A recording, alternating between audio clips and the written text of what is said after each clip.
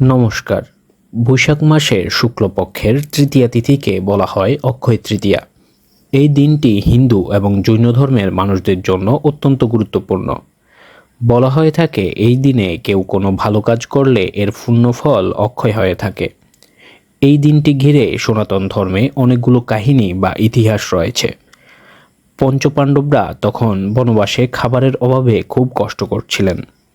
তখন জ্যেষ্ঠ পাণ্ডব যুধিষ্ঠির ভগবান সূর্যদেবের তপস্যা করে এমন একটি পাত্র লাভ করেন যে দ্রৌপদী যতক্ষণ না পর্যন্ত ওই পাত্রের খাবার সবাইকে পরিবেশন করে নিজের জন্য নিয়ে খাবেন ততক্ষণ পর্যন্ত ওই পাত্র খাবারে পূর্ণ থাকবে। কিন্তু একদিন পঞ্চপাণ্ডব সহ দ্রৌপদীর খাওয়ার পর দুর্বাসা মুনি তাদের কুটিরে এসে উপস্থিত হন। তখন সেই অক্ষয় পাত্রে মাত্র 3টি অন্ন ছিল। এই অন্নে দুর্বাসার মতো ক্রোধী মুনিকে তৃপ্তিসহ খাওয়ানো ছিল অকল্পনীয়। তখন দ্রৌপদী শ্রীকৃষ্ণকে স্মরণ করলেন। ভগবান শ্রীকৃষ্ণ এসে সেই অন্ন গ্রহণ করলে দুর্বাসা মুনি তৃপ্তি লাভ করলেন। ফলত সেই পঞ্চপাণ্ডবগণ অভিশাপ থেকে বেঁচে গেলেন। এই দিনটি ছিল অক্ষয় তৃতীয়া। এছাড়াও এই অক্ষয় তৃতীয়ার শুভ দিনে ভগবান বিষ্ণুর ষষ্ঠ অবতার পরশুরাম এই ধরাধামে আবির্ভূত হন। তাই বৈষ্ণবদের কাছে এই দিনটি পরশুরাম জয়ন্তী নামেও পালনীয়।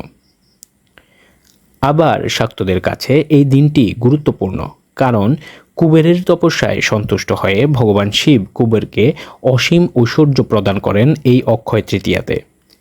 শিবের জটা থেকে দেবী গঙ্গা রাজা ভগীরথের আহ্বানে মর্তে নেমে আসেন এই অক্ষয় তৃতীয়ার শুভ তিথিতে। এই তিথিটি এতই শুভ ও মঙ্গলজনক যে মহামতি ব্যাসদেব মহাভারত রচনা শুরু করেন এই দিনে।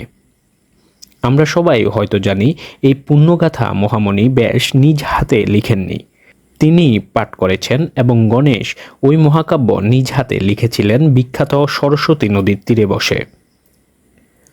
অক্ষয় তৃতীয়ার অভিজিৎ মুহূর্তে 6 মাস ভারী তুষারে ঢাকা হিমালয়ের 4 ধাম কেদারনাথ, বদ্রী, যমুনেত্রী ও গঙ্গোত্রী মন্দিরের ফটক খোলা হয়। সেখানে 6 মাস পূর্বে জ্বালানো অক্ষয় দ্বীপটিকে তখনও জ্বলন্ত দেখা যায়। পুরীধামেও এই দিনে শুরু হয় এক মহান কর্মযজ্ঞ। পুরীর রথযাত্রা উপলক্ষে অক্ষয় তৃতীয়ার এই দিনে রথ নির্মাণের কাজ শুরু হয়। অক্ষয় তৃতীয়ায় করা পাপ ও পুণ্য উভয়ই অক্ষয় হয়ে থাকে। যেমন অক্ষয় হয়ে আছে সখা সুদামা কর্তৃক ভগবান শ্রীকৃষ্ণকে সামান্য চাল ভাজায় সন্তুষ্ট করার পুণ্য, ঠিক তেমনি অক্ষয় পাপ হয়ে আছে দুঃশাসন কর্তৃক দ্রৌপদীর বস্ত্রহরণ।